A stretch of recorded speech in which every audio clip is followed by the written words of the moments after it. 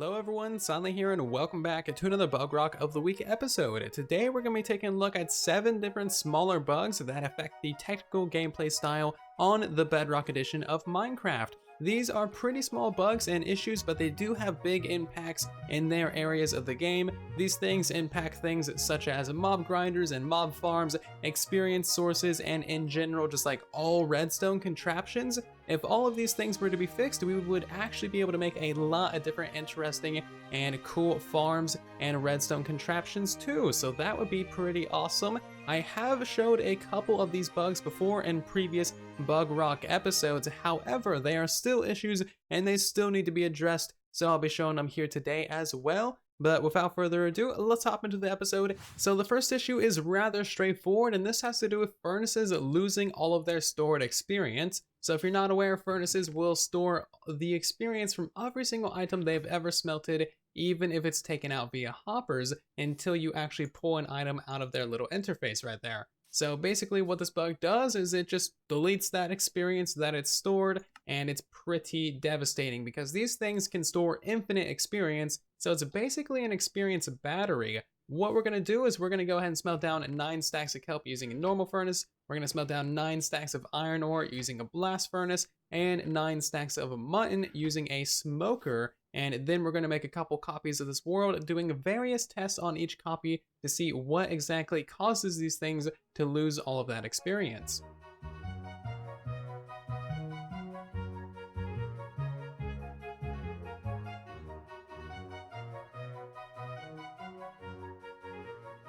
Okay, so quite a while later, these things have smelted down all of their stuff and things, and now there should be stored experience in all of these. So currently we have no levels. If we take that out, sweet, we got 5 levels from that one. We got no experience from that, actually. Sad face. And then we got experience from that one. So the only thing I've done is log out and then make a couple copies of this world, and that already caused our blast furnace to actually lose its stored experience, which is kind of sad. For our next test, we are going to completely unload those furnaces, which are all the way over there, log out of the game and log back in for a couple of minutes, and then see if that causes our furnaces to completely lose their experience or not. So I just flew to the other side of the world, sat over there for a couple minutes, logged out, logged back in, came back over here, logged out again, blah, blah, blah. And now we're gonna go ahead and see what we get from this. Okay, so we still got levels from that one. We aren't gonna get any from this one, of course, because that one's already broken without even doing anything to it.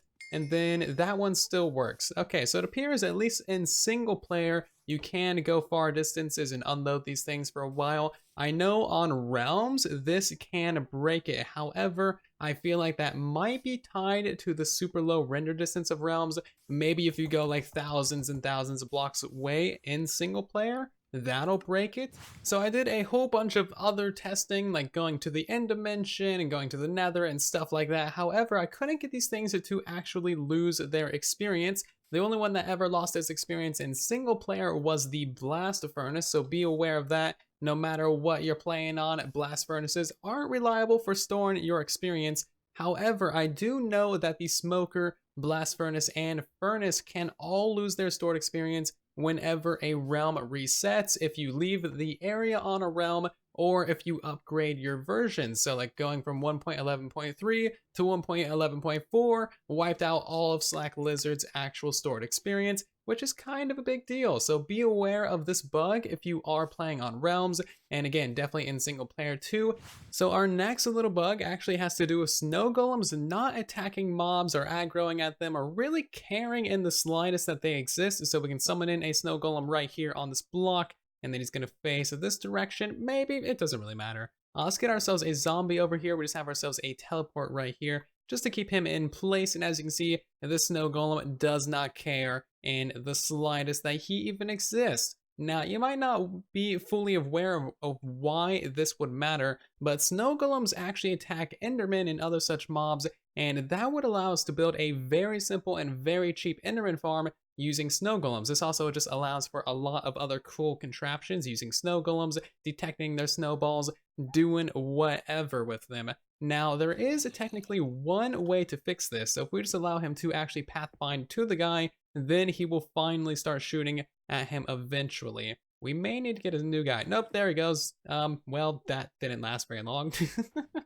Let's get ourselves a new one. And then, yeah, he's going to start shooting at him. Now, this guy is actually going to start acting perfectly normally. He's going to start shooting at every zombie that he sees. As you can see, he doesn't need to pathfind to him. Kind of a weird one. If you were to try to reproduce this in survival, your snow golem would likely just end up dying because these guys literally take 2 punches to kill. They have like literally less than no health. So this is not a very easy way to fix these things in survival mode, and I would not recommend it. Hopefully this bug will be fixed. That would allow us to build a lot of new and interesting contraptions using snow golems. There's also 2 more little issues with snow golems that I do want to mention. These are completely irrelevant to the video, but how often do you really talk about snow golems? So you can make these guys with pumpkins, jack-o'-lanterns, and carved pumpkins, and that's something that should probably be refined to just the carved pumpkin.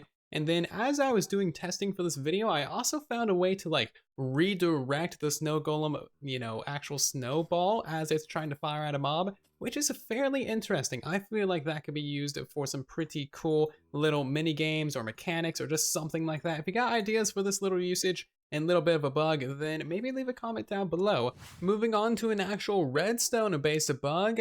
This one is really detrimental to a lot of different circuits, especially things like shulker box loaders and unloaders, where you need observers to be facing redstone dust. Honestly, observers and redstone dust is just a super common, combination, and this bug pretty much ruins every circuit that tries to use it. So what happens here is any observer that is facing a powered redstone dust, and only a powered redstone dust, will send a pulse as soon as the chunk is reloaded. So if I were to leave this area and then load this area again, all of these pistons would be shot out. However, what we can do is actually just leave the world, load it back up, and then we'll see that all of those pistons have fired, which is pretty straightforward and easy to do a test. So we can load this back up, and as you can see, all of those just fired. This one over here, which is facing just a normal unpowered redstone dust, did not activate or do anything like that. So this is a pretty big deal. This is why I never use observers in redstone dust.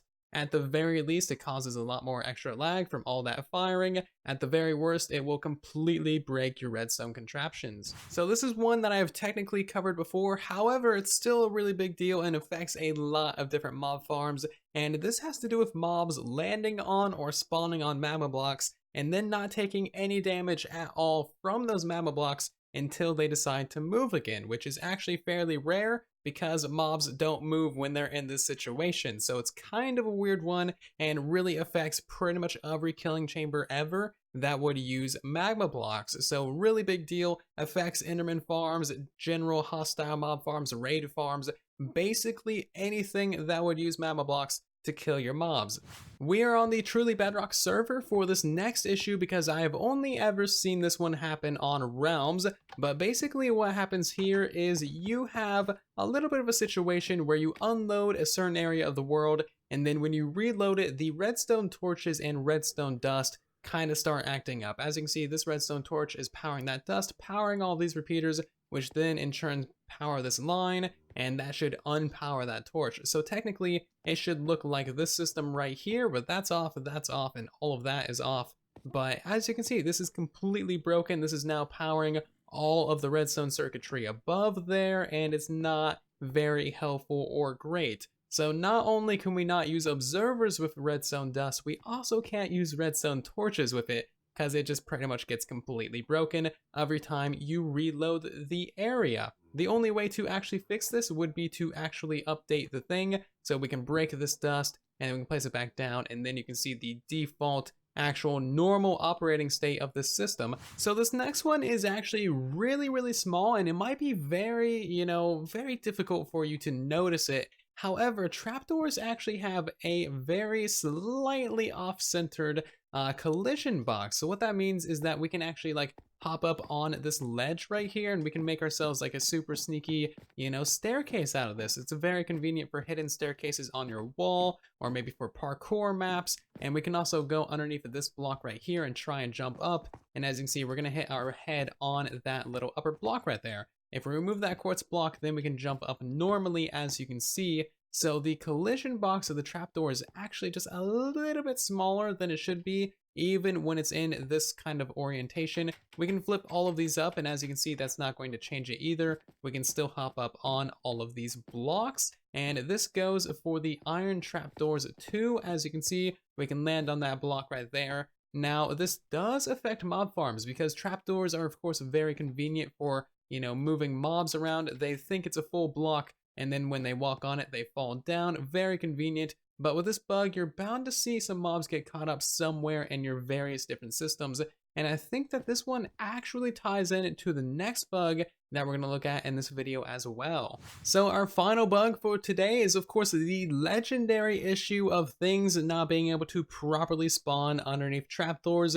As you can see, we have a giant horde of zombies basically spawned underneath here, walking around like nobody's business.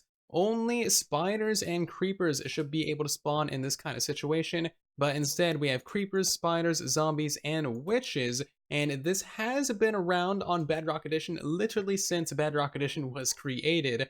So we haven't had creeper-only farms for the longest of times. If this bug was actually fixed, then we would have creeper-only farms. It would be amazing. It would just be the best thing ever, basically. Now, they have been working on this in the 1.13 betas for the Bedrock Edition. Keep in mind, we are currently in 1.11 on Bedrock, so that is still a far ways away, but it is good that it's being worked on. However, this bug is not fully fixed in 1.13. Witches can still spawn underneath the trapdoors, so there's still a couple issues with it. I do think that the previous bug with trapdoors having the incorrect hitbox is relevant to this because it would just make sense that that would be an affecting factor. If you have a slightly smaller, trapdoor, then it would make sense that taller mobs would be able to spawn underneath it and then walk around just fine, like how we see with the zombies. So I think that that is definitely relevant. Be sure to, of course, upvote the bug report down below. So of course, if you want to see any or all of these bugs get fixed in the future updates for the Bedrock Edition, be sure to visit the description down below and upvote all of the bug reports listed down there.